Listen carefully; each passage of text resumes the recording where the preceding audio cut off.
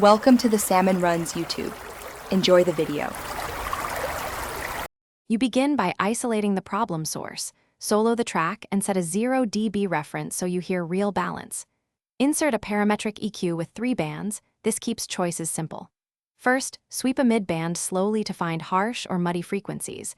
When you hear the issue, make small cuts, not boosts. Once done, set Q moderate so changes are musical.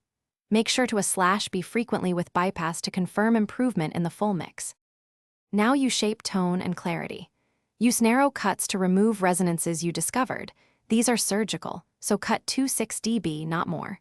For presence or air, use a wider, gentle boost of +2 to +4 dB, only when needed. Once done, apply a low cut around 20 to 40 Hz on non-bass tracks to clear mud. Make sure to check phase and mono compatibility. Flipping polarity, or narrowing stereo width, can finish by balancing and locking the choices into the mix. Automate small EQ moves for different song sections so energy stays consistent. This prevents frequency buildup. Apply a gentle bus EQ to the instrument group. Keep moves under 2 dB to glue without coloring. If something still pokes out, solo the offender, retune Q, or reach for a dynamic EQ to only act when problematic.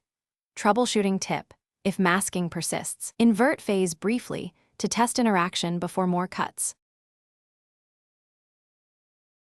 Thanks for watching. Consider subscribing if we helped you.